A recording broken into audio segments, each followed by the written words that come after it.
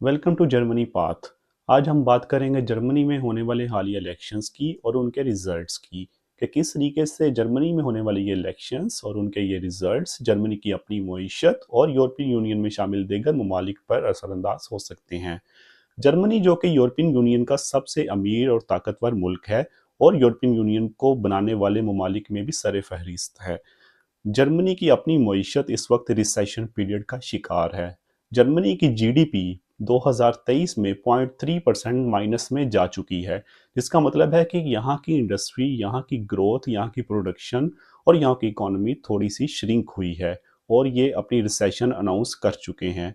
Germany में होने वाले ये इलेक्शंस के रिजल्ट्स पुराने इलेक्शंस की निस्बत बहुत ज़्यादा मुख्तलिफ हैं। जर्मनी की पुरानी अपोजिशन पार्टी जिसका नाम CDU यानी क्रिश्चियन डेमोक्रेटिक यूनियन है, उसने सबसे ज़्यादा वोट इस मर्तबा हासिल किए हैं। इस पार्टी ने 28.5% से ज़्यादा वोट हासिल किए और ये पार्टी 208 सीटें जीतने में कामयाब हो सकी है।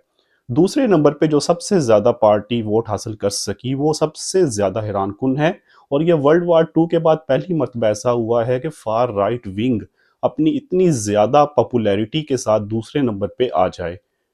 फार राइट विंग यानी AFD पार्टी का 152 सीटें और 20.8% वोट लेकर दूसरे नंबर पर आना एक बहुत ही हैरानकुन बात है। वर्ल्ड वार टू के बाद से लेके अब तक ऐसा कभी नहीं हुआ और इसकी वजह ज़्यादातर इलॉन मस्क जो दुनिया के अमीर तरीन शख्स हैं और वो बर्लिन में अपना मेगा फैक्ट्री यूनिट भी लगाने जा रहे हैं, उनकी तरफ से हालिया ट्वीट्स इसकी वजह बताई जा रही हैं कि उन्होंने AFD को बहुत ज़्यादा सपोर्ट दी और बाज़ सियासी शख्सियात का कहना है कि ये सपोर्ट देना AFD को इलॉन मस्क की तरफ से गैर कानूनी भी है और इस पे इलॉन मस्क को कानून का सामना भी करना पड़ सकता है।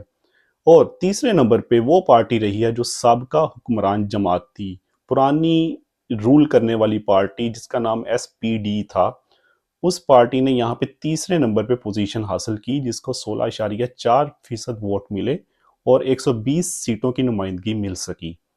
तो अगर हम बात करें पार्टी मैनिफेस्टोज की, तो SPD ने 2024 के अंदर एक नया कानून लेके आए थे जिसके मुताबिक उन्होंने सिटीजनशिप का रास्ता आसान कर दिया था। CDU यानी क्रिश्चियन डेमोक्रेटिक यूनियन ने उस पर तनकीद की थी। CDU ने अपना नया मंशूर इलेक्शन से पहले जो पेश किया था, उन्होंने ये कहा था कि हम डुअल सिटीजनशिप की परमिशन नहीं देंगे, यानी वो लोग जो ऑलरेडी किसी और मुल्क के नेशनल हैं और वो जर्मनी की भी नेशनैलिटी ले लें, ऐसा नहीं होगा, उनको एक नेशनैलिटी रखनी पड़ेगी।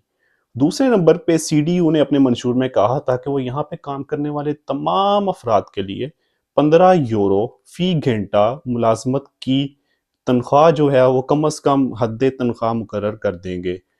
और तीसरे नंबर पे उन्होंने कहा था कि वो यहाँ पे जो इलीगल इमिग्रेंट्स हैं जिनके केसेस अदालतों से खारिज हो चुके हैं लेकिन वो अभी तक जर्मनी में हैं, उनको वो डिपोर्ट करेंगे। ओल्ड रूलिंग पार्टी यानी SPD की पब्लिक पॉपुलैरिटी कम होने की बहुत सारी वजूहात हैं। उन वजूहात में सबसे बड़ी वजह जर्मनी की मईशत का रिसेशन पीरियड के अंदर जाना, जर्मनी की मईशत का सुकड़ जाना और यहाँ की इंडस्ट्री को हालिया दरपेश बहुत सारे चैलेंजेस का सामना है, जिसकी वजह से जर्मनी की मईशत पिछले कुछ सालों से मुसलसल सुकड़ती जा रही है और 0.3% की माइनस की सतह को जा पहुंची है। और एक और बड़ी वजह जो जर्मनी और यूक्रेन के हालात हैं, यूक्रेन रशिया वॉर की वजह से, वो भी एक बहुत बड़ी वजह है जिसकी वजह से पब्लिक पॉपुलैरिटी इसकी कम हुई है। जर्मनी की इंडस्ट्री को बहुत सारे चैलेंजेस का सामना है। जर्मनी की इंडस्ट्री को बहुत सारे हैवी कॉरपोरेट टैक्सेस और इसके अलावा स्किल्ड लेबर शॉर्टेज का सामना है। इस वक्त SPD ने बहुत सारे इक़दामात किए, लेकिन SPD की हुकूमत के दौरान भी जर्मनी की मईशत मुसलसल गिरती ही चली गई। इसलिए जर्मनी को अब ज़रूरत थी एक नए निज़ाम की, एक नई पॉलिसी की, जिसके मुताबिक कोई ऐसी पार्टी एक अपना ऐसा मंशूर लेके आए जिससे जर्मनी की गिरती हुई इंडस्ट्री को एक सपोर्ट मिल सके। जर्मनी में रहने वाले स्टूडेंट्स, जर्मनी में रहने वाले दीगर पेशावर अफराद जो यहाँ की स्किल्ड प्रोफेशनल्स की कैटेगरी में आते हैं और वो इंटरनेशनल्स हैं, वो दूसरे ममालिक से आके जर्मनी में अपने काम या तालीम के लिए रह रहे हैं। उन लोगों में ये तशवीश पाई जाती है कि यहाँ की नई हुक्मरान जमात CDU की तरफ से इलीगल इमिग्रेंट्स के खिलाफ बहुत सारे बयानात दिए जा चुके हैं। لیکن ان کے لیے یہاں پہ کوئی مسئلہ فیوچر میں نہیں ہو سکتا، کیونکہ اسٹوڈنٹس ہوں یا دیگر پیشہ ور پروفیشنل سکلڈ ورکرز ہوں، اگر وہ انٹرنیشنلز ہیں اور وہ تھرو پراپر چینل ویزا لے کے یہاں پہ آئے ہیں تو ان کے لیے یہاں پہ کوئی مسئلہ نہیں ہوگا، کیونکہ وہ اللیگل امیگرینٹس کی کیٹیگری میں نہیں آتے۔